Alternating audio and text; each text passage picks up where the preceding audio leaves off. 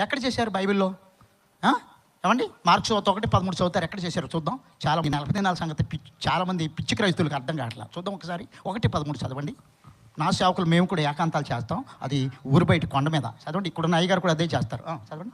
ఆయన శోధించబడి అరణ్యములో 40 దినములు అడవి మృగాల మధ్య ఉండి నీ దమ్ముంటే ఎక్కడికి వెళ్ళి చేయి ప్రార్థన. ఎక్కడికి వెళ్ళి చేయాలండి 40 దినాలు? ఎక్కడ చేయాలండి? ఎక్కడికి వెళ్ళి చేయాలండి ప్రార్థన? ఈదులునా? అందరికి తెలిసేదండి. 2 డజన్ అరటిపండు, 2 గ్లాసులు పాలు, 2 బిర్యానీ పొట్టలు తినేస్తావా? చెప్పాలి. ఎక్కడికి వెళ్తావు నువ్వు? ఇంటికి రావటమే. పళ్ళు కంచం రమ్మంటే మంచం పడుకో, మంచం పడుకో. ఏమండి? ఒక నియమంలో ఉన్నప్పుడు, నిష్ఠగా ఉన్నప్పుడు పరుండి మంచం ఎక్కలేదు భక్తుడు. ఎటువంటి కీర్తనకాడు 132 కీర్తనలో ఎక్కాడండి మంచం. కంచం రమ్మంటది మంచం తినే తర్వాత చూద్దాం. ప్రార్థన అయిపోయింది. కాప్సి అయిపోయింది ప్రార్థన. ఎంతకాలం అండి నువ్వు చేసింది? ఎక్కడ చేయాలి? నీకు భక్తి ఉంటే, భయభక్తులు ఉంటే ఏకాంతంలో తపస్సు. ఎక్కడున్న దైవజనుడు ఏకాంతాలకు వెళ్తాడు. అలవాటు ఉంది. వాడు యేసు ప్రభు గారికి ఏకాంతం చేయటం అలవాటు. వాడుక శిష్యులను అక్కడికే తీసుకెళ్ళేవాడు ఎప్పుడు ఏకాంత ప్రార్థనలో. అనేక చోట్ల రాయబడి ఉంది పరిశుద్ధ గ్రంథంలో. ఎంతమంది అండి ప్రభు యొక్క వాక్యం చేయాల్సింది? నేను కనీసం 13 సంవత్సరం బట్టి ఇక్కడ పౌలు గారు ఉన్నాడు, అప్పారావు గారని, జుత్తాడ గ్రామం నుంచి నేను 15 సంవత్సరం బట్టి వస్తూ ఉంటాను ఇక్కడికి. నేను దాదాపు అవి నుంచి ఉన్నాడు చూడండి. ఆయన 15 సంవత్సరం బట్టి వస్తున్నా. పిల్లల దేవుని వాక్యం చెలబిస్తుంది. ఆయనకి ఏకాంతం వల్ల ఇప్పటికీ ఏకాంతం వెళ్తాడు ఆయన. ఎవరి కోసం? ఆయనకున్న ప్రతి బలహీనత అయితే ఏకాంతంకి వెళ్ళి ప్రార్థన చేసి అలవాటు మేము నేర్పాం. మా దైవజనుడు మాకు నేర్పారు. మాదిరి ప్రకారం వెళ్ళాలి, దేవుని చిత్తానుసారం ప్రార్థించాలి. నువ్వు ప్రార్థన చేసి భూతాడితే ప్రయోజనమే ఉంది. ప్రార్థన చేసి కలహాలు పడితే ప్రయోజనమే ఉంది. ప్రార్థన చేసి చూడండి వ్యభిచారిగా ఉంటే ప్రయోజనం ఏంటి? దొంగగా ఉంటే ప్రయోజనం ఏంటి? మోసగాడిగా ఉంటే ప్రయోజనం ఏంటి? దేవుని సంతుడు కరెక్ట్గా ఉండాలి. క్రీస్తునామం ధరించిన నీవో ఉంటావండి. నువ్వు ఎలా ఉండాలి? క్రైస్తవుడు కరెక్ట్గా ఉండాలి, పరిశుద్ధంగా ఉండాలి, పవిత్రంగా ఉండాలి. కళంకం, ముడతైన మచ్చైన లేకుండా, డాగాయలు లేకుండా ఉండాలి. వధువు సంఘం సిద్ధపడాలి. ఈ పెళ్లి వస్త్రం ఏది నీకు? ఏదండి పెళ్లి వస్త్రం? ఉందండి పెళ్లి వస్త్రం. చదవండి 15వ అధ్యాయం లోకసువార్త 22వ వచనం. లోకసువార్త 15వ అధ్యాయం 22వ వచనం. పెండ్లి సహోదరుడా, స్నేహితుడిగా ఉన్నారు భూమి మీద చాలామంది క్రైస్తవులు. స్నేహితుడు అని సంబోధిస్తున్నాడు ప్రభు అక్కడ. నువ్వు స్నేహితుడిగా, నా స్నేహితుడిగానే బతికావు. సినిమాలు మానలేదు. నా స్నేహితుడిగా ప్రార్థన చేసావు, అబద్ధాలు మానలేదు. నా స్నేహితుడిగా ప్రార్థన చేసావు, బూతులు మానలేదు. నా స్నేహితుడిగా ప్రార్థన చేసావు, లంచాలు మానలేదు. నా స్నేహితుడిగా ప్రార్థన చేసావు, వడ్డీ వ్యాపారం మానలేదు. నా స్నేహితుడిగా ప్రార్థన చేసావు, తాకడు సొమ్ములు మానలేదు. నా స్నేహితుడిగా ప్రార్థన చేసావు, మోసాలు మాయలు మానలేదు. నువ్వు ఎక్కడికి వెళ్తావు చనిపోతే? స్నేహితుడా అంటున్నాడు. ఇక్కడ స్నేహం చేసిన వాళ్ళందరూ అక్కడ ఏమంటున్నాడంటే దేవుడు పరలోక రాజ్యంలో తీర్పులు ఏమంటున్నాడు? స్నేహితుడా, పెండ్లి వస్తువులకు ఎందుకు వచ్చావే ఇక్కడికి? రాజు కూర్చున్న వారిని చూసి మాట్లాడుతున్నాడు. స్నేహితుడా, తెల్లవస్త్రాలు వేసి తిరిగావు కదా, బైబిల్ పట్టుకొని తిరిగావు కదా, ఏమండి ఎక్కడ బాధంటే అక్కడ పరుగులు తీసావు కదా. చూడండి, నువ్వు కూడా ఆయన నామంలో బలారం తీసుకున్నావు కదా, నువ్వు కూడా ఆయన నామంలో భక్తి చేసావు కదా. నీ జీవితంలో పరిశుద్ధంగా తిట్టినవాడిని తిట్టకుండా, కొట్టినవాడిని కొట్టకుండా, నీతిమంతుడిగా, యథార్థమంతుడిగా, పరిశుద్ధుడిగా, నిర్దోషిగా, కళంకం లేని క్రైస్తవుడిగా నువ్వు జీవించావా భూమి మీద? స్నేహితుడా, నీకు రక్షణ వస్త్రం ఏది? ఇక్కడ పెండ్లి వస్త్రం ఏదయ్యా? కూర్చున్న వారిని చూసి మాట్లాడుతున్నాడు దేవుడు. పెండ్లి వస్త్రం ఏది నీకు? చదవండి లోకసువార్తల మాట. చూసి ప్రశస్తమైన వస్త్రం అండి, పై వస్త్రం అంటాడు. చాలా అక్కర్లా. ప్రశస్తమైన వస్త్రం. తప్పైన కుమారుడు తండ్రి దగ్గరకు ఏ వస్త్రం ఇచ్చాడమ్మా? ప్రశస్తమైన వస్త్రం, అదే రక్షణ వస్త్రం. తండ్రి ఉపమాన రీతిగా చెప్పిన సందర్భం అది. ఏ వస్త్రం తెచ్చాడంటే తప్పైన కుమారుడు తండ్రి దగ్గరికి వస్తే ఇక పాపమాని తన పనులు తినే పొట్టు తినే పరిస్థితి వచ్చినప్పుడు, తండ్రి చెంత కోలువాంట్లో సమృద్ధిగా ఆహారం ఉందని తెలిసి కుమారుడు బయలుదేరి తండ్రి దగ్గరికి వచ్చినప్పుడు, తండ్రి దూరంగా ఉన్నప్పుడు చూసి పరిగెత్తుకుని వెళ్ళి కుమారుని కౌలించుకొని ప్రశస్తమైన వస్త్రాలు చేసి కట్టిపెట్టాడు. అదే రక్షణ వస్త్రం, అదే పెండ్లి వస్త్రం, అదే మహిమ వస్త్రం, అదే నిత్య జీవానికి పొందేటువంటి అర్హత కలిగిన వస్త్రం. ఎంతమంది క్రైస్తవులకు ఉందండి? ఎంతమంది కరెక్ట్గా ఉన్నారండి ప్రభువులో? కరత్రాసు కరపడి ఉండాలి నీకు, కరెక్టుగా ప్రభువులో ఉండాలి నీవు. కరత్రాసు కరపడి ఉండాలి నీకు, కరెక్టుగా ప్రభువులో ఉండాలి నీవు. ఓ క్రైస్తవా తేలిపోతావు, ఓ మానవా తూలిపోతావు. ఓ క్రైస్తవా తేలిపోతావు, ఓ మానవా తూలిపోతావు. తేలి తూలి నరకాన పడిపోతావు, నరకాన పడిపోతావు. కరత్రాసు కరపడి ఉండాలి, కరెక్టుగా ప్రభువులు ఉండాలి.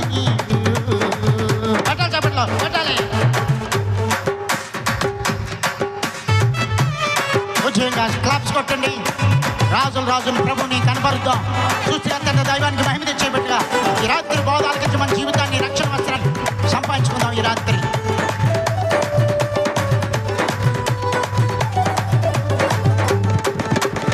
దొంగతాసు అనుకూలం కాదు, దొంగతనము అసలు పనికి రాదు. దొంగతాసు అనుకూలం కాదు, దొంగతనము అసలు పనికి రాదు. ఆకాను తేలిపోయెను, ఆమోసు సరితూగెను. ఆకాను తేలిపోయెను, ఆమోసు సరితూగెను. ఓ క్రైస్తవా తేలిపోతావు, ఓ మానవా కూలిపోతావు. ఓ క్రైస్తవా తేలిపోతావు, ఓ మానవా కూలిపోతావు. తేలి తూలి నరకాన పడిపోతావు, తేలి తూలి నరకాన పడిపోతావు. కరద్రాసు కరపడి ఉండాలి నీకు, కరెక్టుగా ప్రభువులు ఉండాలి నీకు.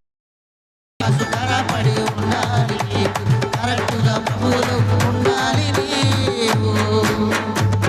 పాడుకుంటూ పోతే తెల్లారిపోతే ఇక్కడే ప్రభు నందు పెట్టి అందుకే కట్ చేసేస్తున్నా. ఒక్కోదానికి 2-3 వచ్చిన పాడగల సమర్థత ప్రభు నాకు ఇచ్చారు.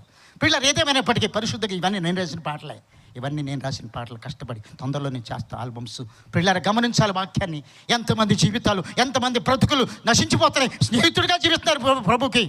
అయ్యా ప్రభు నిమిత్తం నపుంసకత్వం చేపట్టి సేవ చేస్తున్నామండి. ప్రభు పిలుపుందండి మాకు. చావంటే సావండి పిల్లరా. చెయ్యాలి, చెయ్యొద్దని నేను అంటలేదు, చెయ్యాలి. పరిశుద్ధంగా చేయాలి, పిలుపు ఉండాలి, అధికారం ఉండాలి, ఆజ్ఞ ఉండాలి. సేవ చేయాలంటే ఇర్మియా 14:14 చెప్పాడు ప్రభు. సేవ అంటే బొమ్మలాట కాదు, తాత్కాలికంగా వచ్చేది కాదు, ముక్కుబడికి వచ్చేది కాదు, ఆచారంగా భక్తి చేసేది కాదు, ఆచారంగా ప్రకటించేది కాదు. పిల్లల నీ జీవితంలో, నీ బ్రతుకులో ఎంతవరకు స్నేహితుడిగా ఉన్నావు? ఆయన నామంలో నేను సేవ చేస్తున్నానండి. స్నేహితుడివే. ఏం మానిపించే వాళ్ళ అక్రమ జీవితాన్ని మానిపించే ఎప్పుడైనా వాళ్ళ పాపాలు బయట పెట్టి విడిపించావా గొర్రెల్ని? చెప్పండి. స్నేహితుడివే. దొంగతనాన్ని కట్టించావా? మోసాన్ని మానిపించావా? ఆచారాలు మానిపించావా? విగ్రహాన్ని మానిపించావా? చూడండి, నీకున్నటువంటి సిగరెట్లు బీడీలు మానించావా? సినిమాల టీవీలు మానిపించావా? నీ ఇంట్లో పెద్ద టీవీ ఉంటుంది, మినీ సినిమా హాల్. ఇంట్లో ఏముంటుందండి? ఇంట్లో ఉన్న తర్వాత ఒంట్లోకి వచ్చేద్ది అది. ఇంట్లో ఉన్న టీవీ ఎక్కడికి వచ్చేద్ది? ఒంట్లో పద్దాకా అది రిమోట్ నీ చేతిలో కూడా పద్దాకా నొక్కుతూ ఉంటావు. తెల్లవారు నిద్ర ఉండదు, నిద్రాహారాలు ఉండవు. ఏమండి? అవునా కదా? పిల్లరా, ఏముంది నీ జీవితంలో? స్నేహితుడిగా ఉన్నావు. ప్రభు స్నేహితుడు. ప్రభు స్నేహాన్ని మటుకు మానవ భూమి మీద స్నేహం కావాలి, దైవరాజ్యం కావాలని స్నేహం చేస్తున్నావు. నీ క్రియలు రక్షణ వస్త్రం, పెండ్లి వస్త్రం లేదు నీకు ముందర. ఏ వస్త్రం లేదండి? ప్రశస్తమైన వస్త్రాలు కట్టబెట్టాడు తండ్రి తప్పైన కుమారుడు విషయంలో. ప్రశస్తమైన రక్షణ వస్త్రం నీకు కావాలి, నీతి వస్త్రం నీకు కావాలి. చూడండి, యథార్థమైనటువంటి బాగా నువ్వు ధరించాలి. క్రీస్తు కొరకు పరిశుద్ధంగా బతకాలి. దేవరాజ్యం కొరకు ఆశలు చంపుకోవాలి, మనసును అణుచుకోవాలి. క్రీస్తు పేరట భయభక్తులు కలిగి యథార్థ ప్రవర్తనతో నీతి క్రియలతో ఆయన మీద ఆనుకోవాలి. నీ బ్రతుకులు వధువు సంఘం పరలోక రాజ్యానికి సిద్ధపడి. ఎంతమంది ఉన్నారండి? స్నేహితుడా, పెండ్లి వస్తువులకి ఎలాగొచ్చు స్నేహితుడిగానే ఉన్నావు నువ్వు. లంచాలి మానేసావా? ఏమండి? చూడండి, వడ్డీ వ్యాపారం మానేసావా? ఏమండి? తెలిసిన బాధకులు ఒక ఆయన, ఇప్పుడు నేను ద్రాక్షారం సువార్తకు వెళ్తాను, అక్కడ ఒక ఆయన పాదిరి గారు సంఘానికి బాగా డబ్బులు ఇచ్చి ఈ ₹1,00,000 మీకు ఇస్తాను, వ్యాపారం చేసుకోండి, కానీ దానికి వడ్డీ వేసి ఖచ్చితంగా ఇచ్చేయండి అంటున్నాడు. ఏమంటున్నాడండి? దానికి కరెక్ట్గా 50,000 ఇస్తున్నాను, నాకు నెల వచ్చేపటికి ఇచ్చేయండి వడ్డీ వేసి. ఎంత పాపం అండి! వడ్డీకి మన ఉందా? 15వ కీర్తన చదివారు ఇప్పుడు మీరు? తన ద్రవ్యాన్ని వడ్డీకి ఇవ్వడు, నేరప్రార్థన చేయబడి లంచం పుచ్చుకోవడానికి పరిశుద్ధకరని చెప్తుండే. ఎంతమంది జీవితాలు ఆగినాయండి? ఎంతమంది దేవుల్లో భయభక్తులు కలిగి జీవిస్తున్నారండి? పెండ్లి వస్త్రం ఎక్కడ ఉందండి వారికి? ఏమండి? పెండ్లి వస్త్రం లేకుండా ఎక్కడికి వెళ్తారండి? రక్షణ వస్త్రం ఏదండి వారి బతుకులకి? దేవుని పిల్లరా, దేవుని వాక్యం హెచ్చరిక చేస్తుంది పిల్లరా. వారి ప్రభునామంలో వారి జీవితాలు మార్చుకోకుండా పెండ్లి వస్త్రం ఏదండి వారికి? ఆ వాసన చూడండి. పెండ్లి వస్త్రం 45వ కీర్తన 8వ వచనంలో చెప్పాడు భక్తుడు. ఏదండి పెండ్లి వస్త్రం? వస్త్రం సంపాదించుకున్నావు కష్టపడి. రక్షణ పొందిన వస్త్రం నీకుందా? మారుమనసు కలిగిన భక్తి నీకుందా? దేవసంలో నీ యొక్క ఆ సినిమాలు, లోక స్నేహం మానేవా? లోకాశలు చంపుకున్నావా? లోక కోరికలు మనసుకున్నావా? లోకంలో చెడుతాను, పరిస్థితులు తిరగటం, పరపురుష ఆశలు. ఎక్కడి నుంచో మెసేజ్ వచ్చిందండి సెల్ ఫోన్లోకి. ఇక మెసేజ్ పరుగులు తీసేస్తుంది. ఎక్కడికో మరి బండి వేసుకుంటాం, బర్రని స్టార్ట్ చేయటం, వెళ్ళిపోవటం బీచ్లకి, నరకానికి పోవటానికి. ఎక్కడికండి? జాగ్రత్త దేవుని బిడ్డ, పరిశుద్ధుడైన దేవుడు అండి. మెసేజ్ నీకు పాతాల నుంచి వస్తుందేమో నీ సెల్ ఫోన్లోకి. జాగ్రత్త. ఇప్పుడు చదవండి వాక్యాన్ని. గోపరసు వాసనే, అగరు వాసనే, లవంగ పట్టు వాసనే, దంతముతో కట్టిన నగరంలో ఆ, ఆ, ఆ, 45:8. ఏ వాసన కొడుతున్నాయి అంటే వస్త్రాలు? గోపరస వాసనే, అగరు వాసనే. ఇది రక్షణ వస్త్రం. భూమి మీద సువాసనగా మలసబడేటువంటి వస్త్రం. నీ సువాసన నీ పక్కన, నీ ఇంటోళ్ళకి, నీ వీధిలోకి, నీ యొక్క చూడండి, నీ మండలానికి, నీ జిల్లాకి, నీ దేశానికి, నీ రాష్ట్రానికి, నీ దేశానికి వ్యాపించాలి, సర్వమూల వ్యాపించాలి క్రీస్తు సువార్త. నీ సువాసన ఉందా? దానియేలుని సింహాల బోన్లో వేశారు. ప్రియులారా, గమనించడు భక్తుడైన దానియేలు గారు దేవునికి బహుప్రియుడిగా ఉన్నాడు. రోజుకు 3 ప్రార్థన చేసేవాడు. రోజుకు 3 సార్లు తింటాం, కానీ 3 సార్లు ప్రార్థన మనం చేస్తామా? చెప్పాలి. ప్రియులారు, 3 సార్లు మొరపెడతామా? 3 సార్లు మోకరించి ప్రార్థన చేసే జీవితం ఉందా? ప్రభు మీద ఆధారపడే జీవితం ఉందా? ప్రియులారా, అప్పుడు దానియేలు గారు దేవుని ప్రియులారా సింహాల బోన్లో వేస్తూ ఉన్నప్పుడు, వెళుతున్నప్పుడే ప్రార్థన చేశాడు. లోపలికి వెళ్ళే కూడా ప్రార్థన చేయడం మానలేదు. అక్కడ ప్రార్థన చేస్తున్నాడు. ఆయనకు ఉన్నదల్లా రక్షణ వస్త్రం ఉంది. ఏ వస్త్రం అండి? మహిమ వస్త్రం ఉంది. దేవుని యొక్క ఆ రక్షణ వస్త్రం కట్టబడి ఉంది. ప్రియులారా, దేవుని దగ్గరికి సింహాలు వేయంగానే పరిగెత్తుకొని వచ్చాయి, కానీ ఆయన క్రీస్తు సువాసనగా ఉన్నాడు కాబట్టి ఆయన్ని ముట్టలేదు. ఆయన రక్షణ వస్త్రాల వాసన ఏం కాదండి, రక్షణ వస్త్రాల వాసన గుపాళించి పైకి వెదజల్లుతూ ఉంది. క్రీస్తు సువాసనది. అందుకే భక్తుడైన కొరింథీ సంఘానికి అపోస్తలుడు పౌలు గారు అంటాడు, రక్షించు వారి పట్లను, నశించు వారి పట్లము మేము క్రీస్తుకు సువాసన అయి ఉన్నామన్నాడు. ఆ సువాసన, రక్షణ వస్త్రాల వాసన పౌలుగా చూడండి, అపోస్తలుడైన దేవుని భక్తుడైనటువంటి దానియేలు సువాసనగా ఉంది కాబట్టి సింహాలు వచ్చి ఆయన ముట్టుకోలేదు. ఎలాంటి సువాసన కొన్నాడండి? సువాసన, సువాసన, ఇల్లంత సువాసన, ఆరాధన, ఆరాధన, ఆత్మీయ ఆలాపన. సువాసన, సువాసన, ఇల్లంత సువాసన, ఆరాధన, ఆరాధన, ఆత్మీయ ఆలాపన. ఆ భోజన పంక్తిలో శ్రీమోను ఇంటిలో అభిషేకం చేసింది అత్తరుతో యేసయ్యకు. ఆ భోజన పంక్తిలో శ్రీమోను ఇంటిలో అభిషేకం చేసింది అత్తరుతో యేసయ్యకు. పానకురులతో పాదాలు కడిగింది, తన నీటితో పాదాలు కడిగింది, పానకురులతో పాదాలు తుడిచింది, పానకురులతో పాదాలు తుడిచింది. సువాసన, సువాసన, ఇల్లంత సువాసన, ఆరాధన, ఆరాధన, ఆత్మీయ ఆలాపన. సువాసన, సువాసన, ఇల్లంత సువాసన, ఆరాధన, ఆరాధన, ఆత్మీయ ఆలాపన. ప్రియులారా, సువాసనగా ఉన్నాడు క్రీస్తు సువాసన. నరవాసన లేదు ఆయన దగ్గర. మన దగ్గర నరవాసన పడుతుంది. ఆప్రిల్ మనల్ని ఆంతగా సున్నముల్లో ఎముకలు లేకుండా మింగేస్తాయి మనల్ని. పగల గురికి ఆ యాస్తాకెళ్ళిన వాళ్ళు తినేసినాయండి. చూసా, దానియేలుని లోపలికి వెళ్ళిపోయాడు. ఆ గుహలో ఎన్నో సింహాలు ఉన్నాయి, బహోషను రాశాడు అక్కడ. పిల్లారా, అయినప్పటికీ యాస్తాకెళ్ళిన ఎగిరందుకొని మింగేసినాయండి. మరి దానియేలు ఎందుకు మింగలేదు? దానియేలు క్రీస్తు సువాసనగా ఉన్నాడు. రక్షణ వస్త్రం కలిగిన వాడు, నీతి కలిగిన వాడు, భక్తి కలిగిన వాడు. అలాగే షడ్రకు, మెషకు, అబేద్నెగో భక్తులు ముగ్గురు కూడా క్రీస్తునందు భక్తులు, నీతిమంతులు, యథార్థపరులు, దేవురాజ్య సంబంధులు, దేవుని పిలిచి ధరించుకున్న వ్యక్తులు, దేవుని రాజ్య కోసం ఆహర్నిశలు కృషిస్తూ విగ్రహారాధన హక్కలేదు. సృష్టికర్త అన్న దేవుడు తప్ప, ఆయన భూమి ఆకాశం చేసిన దేవుడు, ఆయన తప్ప భూమి మీద ఎవరూ లేరు అని ధైర్యంగా మనం ఎప్పుడైనా నిలబడ్డారు వాళ్ళు. ఆ ప్రతి మొక్కమని సాగిలపడమని ధైర్యంగా నిలబడ్డారు వాళ్ళు. బబులోను దేశంలో ముగ్గురు భక్తులు నిలబడిపోయారు. వాళ్ళు రక్షణ సువాసనగా ఉన్నాయి. వారి వస్త్రాల వాసన. అగ్నిగుండం కూడా వారిని ముట్టలేదు. అగ్నిగుండం కాలిపోతుంది, కానీ పిల్లరా వాడికి ఏ హాని జరగలేదు.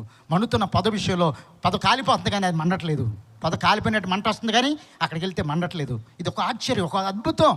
పిల్లారా, ప్రభు రక్షణ వస్త్రాల వాసన ఉన్న వాళ్ళని చూడండి. పిల్ల వాళ్ళని అగ్నిలో వేస్తే అగ్ని వాసన కూడా వారి యొక్క దేహాలకి తగలేదు, వస్త్రాలకి తగలేదని రాయబడింది 3వ అధ్యాయంలో మనం చూస్తాం దానియేలు గ్రంథంలో. పిల్లారా, అవునా కాదండి? రక్షణ వస్త్రాలకు ఆ వస్త్రాలు ఒకసారి చదవండి. అయితే చూద్దాం 3వ అధ్యాయంలో వాళ్ళ వస్త్రాలు, రక్షణ వస్త్రాలు ఉన్నాయి కాబట్టి ఆ వస్త్రాలు కాలిపోలేదట. చూద్దాం ఒకసారి. రక్షణ వస్త్రం పొందిన వ్యక్తులు వాళ్ళు షడ్రకు, మెషకు, అబేద్నెగో ముగ్గురు బబులోను దేశంలో ఉన్నారు. ఎలా ఉన్నారండి? బబులోను దేశమందున ఆ భక్తులు ముగ్గురు బొమ్మకు మొక్కనందున. బబులోను దేశమందున ఆ భక్తులు ముగ్గురు బొమ్మకు మొక్కనందున. పట్టి బంధించి రాజు అగ్నిలో పడవేసి, పట్టి బంధించి రాజు అగ్నిలో పడవేసి, 4వ వారిగా ఉండలేదా? ఓ భక్తుడా, రాజు రమ్మని పిలవలేదా?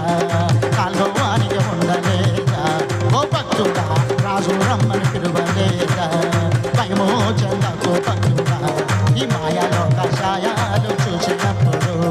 భయమో చెందకు నీవు, దిగులు చెందకు నీవు, భయమో చెందకు నీవు, దిగులు చెందకు నీవు. జీవమిచ్చిన యెహోవా ఉన్నాడు, ఓ భక్తుడా ప్రాణం పెట్టిన యేసయ్య ఉన్నాడు.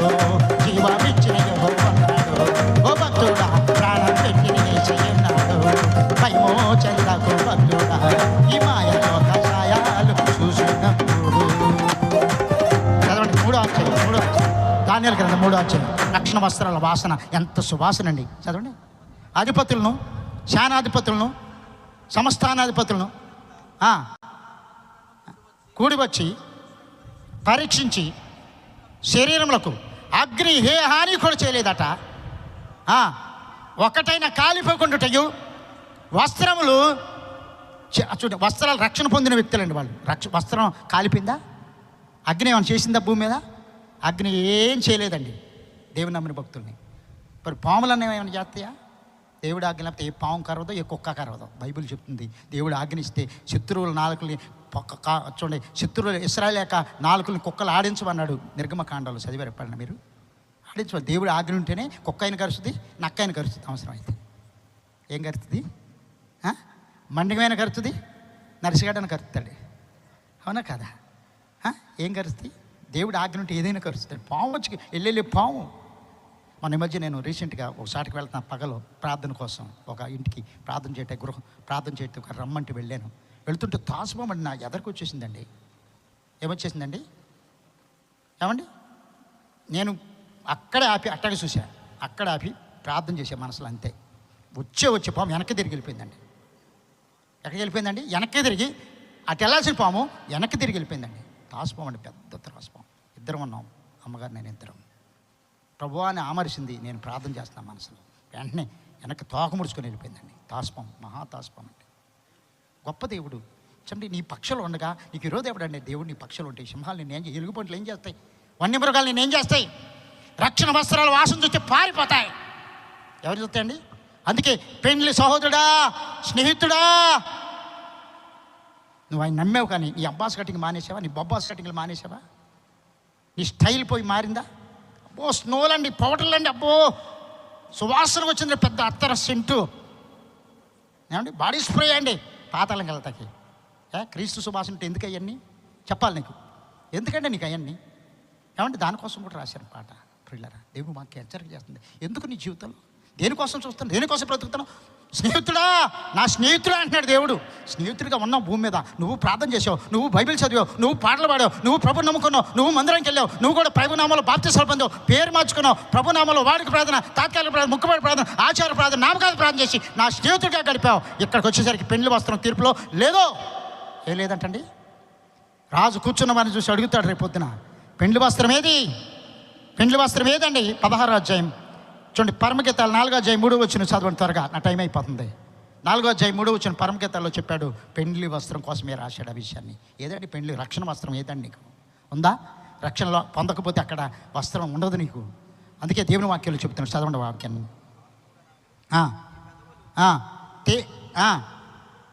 పోలి అన్నవి నోరు సుందరము,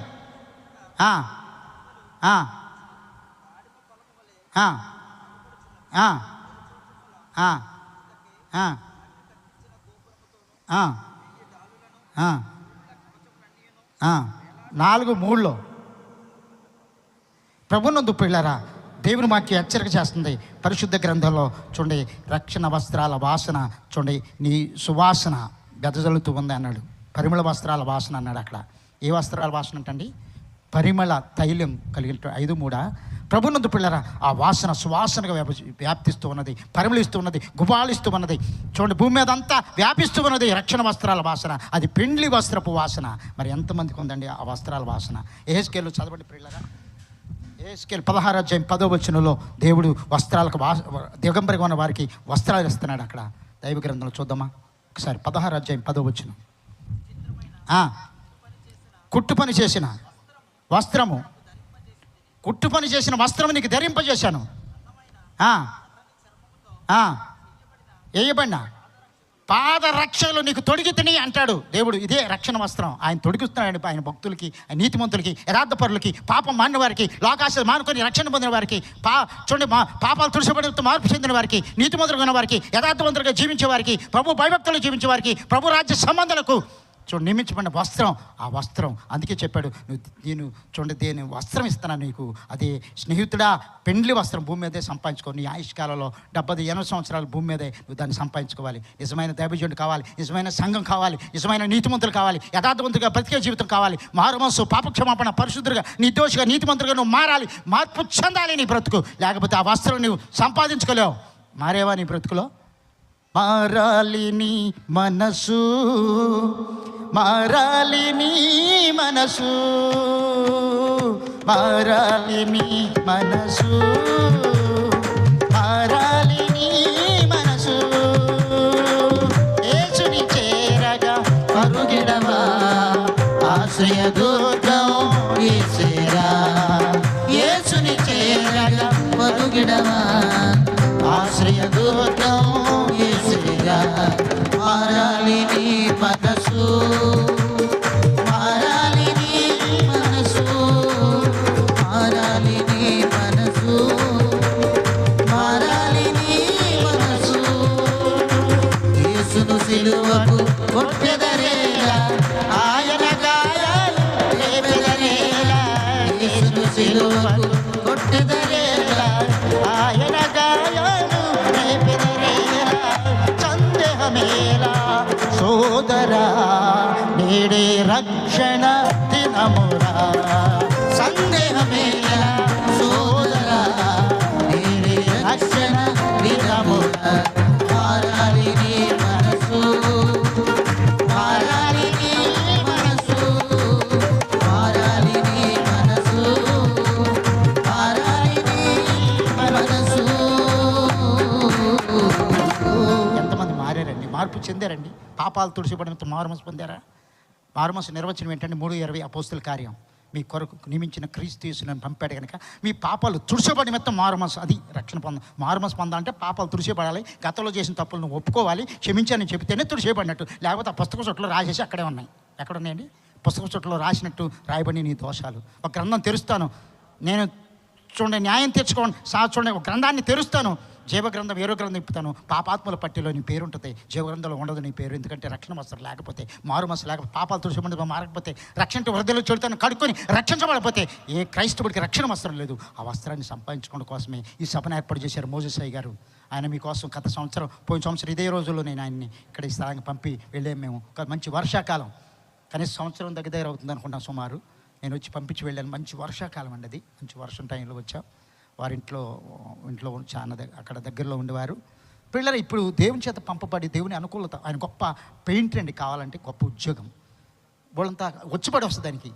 దేవుడు పిలుపు మేరకు సమస్తం విడిచిపెట్టి రెట్టాస్తాలతో ప్రభు పిలుపుని బట్టి ఈ స్థలంకి ఇచ్చేసి వచ్చినటువంటి దైవజనుడు.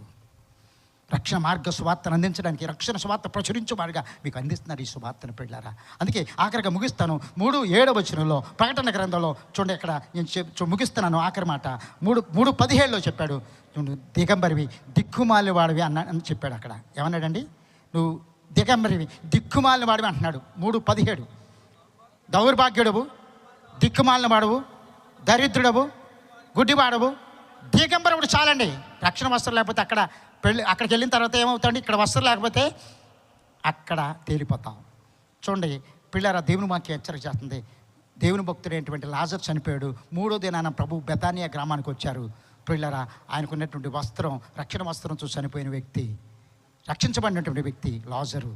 పిల్లరా, అప్పుడు ప్రభు ప్రజెంట్లో ఆ యొక్క బెతానియా గ్రామానికి వచ్చిన తర్వాత మార్త మరియలు సోదరులు ఆయన ఎదుర్కొని, ప్రభా నువ్వు ఉంటే మా సోదరుడు చనిపోయేవాడు కాదయ్యా, నువ్వు ఉంటే బాగుండు అని చెప్పని వాళ్ళ దుఃఖాన్ని వెలబుచ్చారు. కానీ పిల్లరా, ప్రభు అన్నాడు పండి అక్కడికి వెళదాం అంటే వాళ్ళు అనుకున్నారు ప్రస్తుతం రాకటైలో మా సోదరుడు లెగుస్తాడు, మారుమనసు పొందిన వ్యక్తే కదా అనుకున్నారు. చాలా సంతోషం పిల్లరా. కానీ ప్రజెంట్లో అక్కడికి వెళ్ళి అద్భుతం చేశాడు. ముందర ఒక రాయిని దొర్లించాడు. ఏమండి, ప్రభునందు కూడా రాయిని దొర్లించడం డ్యూటీ ఎవరికి ఇచ్చాడండి? పరిచారకులకి అప్పచెప్పాడు. ఆయన కింద శిష్యులు వచ్చారు ఆయన వెనకమాల. ఆ పరిచారకు రాయి దొర్లించండి అన్నాడు. ఇందులో మర్మారు మీరు గమనించండి. రాయి దొర్లించమన్న తర్వాత పేత వస్త్రాలతో కట్టబడిన లాజరు లోపల ఉన్నాడు. లాజరు బయటికి రా అన్నాడు. ముందల అడ్రాళ్ళు తొలగించే బాధ్యత ఎవరిదండి? దైవజనులది, పాస్ట్ గారిది. అడ్రాళ్ళు తొలగించాల్సిన బాధ్యత ఎవరు? పరిచారకులది. దొరిలించాలి పక్కకే. అడ్రాయిలైన పాపాలు, మీ దోషాలు మీకు మీ దేవునికి అడ్డం వచ్చినాయి అన్నాడు. అడ్రాయి దొరిలించాలి దైవజనులు కష్టపడి. అప్పుడు మృతతుల్యుడిగా ఉన్నటువంటి లాజరు చూడండి, పేత వస్త్రాలతో కట్టబడి ఉన్నాడు. బయటికి రా అన్నాడు. జీవం ఇచ్చి బతికించే డ్యూటీ ఎవరిదే? దేవుడిది. ఒక మాట జీవం ఇస్తుంది. ఆయన మాట ఎర్ర సముద్రం పాయలు చేసింది. ఆయన మాట సింహాల నోళ్ళు ముంచింది. ఆయన మాట ఎరుక ప్రకారం కూల్చేసింది. ఆయన మాట చూడండి గొప్ప గొప్ప కార్యాలు చేసింది. లేళ్లను ఏన చేస్తుంది అన్నాడు ఆయన మాట. ఆయన స్వరం, ఆయన మాట ఎగిరి పరిగెత్తే సర్పాన్ని ఎగిరి పొడుస్తుందని ఆయన మాట. అంత స్వరం గురుసు భక్తుడైన కీర్తనకాడు మాట్లాడతాడు. పిల్లలు ఎంతమంది అప్పుడు ఆయన స్వరం చూడండి జీవం. మళ్ళీ ప్రభు ఒక మాట అన్నాడు శిష్యులకి, మళ్ళీ అప్పచెప్పాడు. ఆ పేత వస్త్రాలతో కట్టబడినటువంటి లాజర్ని ఆ కట్లిప్పి పోనవని మళ్ళీ పరిచారకులకి అప్పచెప్పాడు. శిష్యుల బాధ్యత. కొన్ని కట్లు ఉన్నాయి, కులమత కట్లు, పాపపు కట్లు, అంధకారంలో మగ్గిపోయినటువంటి ఆచారాల కట్లు, అలంకార కట్లు, సోకుల కట్లు, వ్యసనాల కట్లు, పాపభోగాల కట్లు కొన్ని ఉన్నాయి. బంధించబడిపోయాడు పాపభోగాల్లో. ఆ వ్యక్తి కట్లు మళ్ళీ దైవజనుడు ఇప్పాల్సిందే. పరిచారకులు ఇప్పితేనే కానీ జీవం ఇచ్చి బ్రతికించే డ్యూటీ దేవుడిది. పిల్లరా మీరు గమనించి నమ్మిన వారు చప్పట్లు కొట్టండి. పిల్లరా ఎంతమంది జీవితాలు రక్షణ వస్త్రం లేకుండా, పెండ్లి వస్త్రం లేకుండా ఎక్కడికి వెళ్దామనుకున్నాడు క్రైస్తవుడు. క్రీస్తు నమ్మానని చెబుతున్నాడు, కానీ క్రీస్తు నామంలో నేను ఆయన భక్తుడిగా ఉన్నాను అంటావు, స్నేహితుడిగా ఉన్నావు, స్నేహితుడిగా ప్రార్థిస్తున్నావు, స్నేహితుడిగా బైబిల్ చదువుతున్నావు, స్నేహితుడిగా ఆయన్ని ఆరాధిస్తున్నావు, ఆయన స్తుతిస్తున్నావు, ఆయన గణపరుస్తున్నావు. స్తుతించినాను పశుప్రాయుడు అన్నాడు 49వ అధ్యాయంలో. వాళ్ళు స్తుతి అంటాం, చుట్టదాగుతాం మానం. అల్లెలుయ్య అంటాం, అరవటం పాటాటం మాంతమా చెప్పండి. పేరుకి మాత్రం అల్లెలుయ్య. అదేలో అని ఒకళ్ళు నేను అదేలో అయిపోయింది. ఏమైపోయింది ఏమండి? అదేలో అయిపోయింది చాలామందికి. ప్రియులార జీవితాలు మార్చుకొని ఎక్కడైనా రక్షణ పెండ్లి వస్త్రాన్ని నువ్వు సంపాదించుకొని క్రీస్తు భక్తుడిగా జీవించాలని, దిగంబరిగా ఉండొద్దని, ఆ రాకటాయానికి నువ్వు రక్షణ వస్త్రం పొందడానికి రక్షణ వస్త్రం పెండ్లి వస్త్రం సంపాదించుకొని మారుమోసు రక్షణ పాపాలు తుడిచిబడిన మారుమోసు పొంది హృదయంలో చెడుతనే కడుక్కొని రక్షించబడి పెండ్లి వస్త్రాన్ని సంపాదించుకొని క్రీస్తు కొరకు పరిశుద్ధులుగా నిర్దోషిగా వధు సంఘంగా సిద్ధపడాలని మనసారా దీవిస్తూ ఈ నా మాటలు ముగిస్తున్నా. దేవుడి కొద్ది మాటలు దీవించునుగాక. ఆమేన్.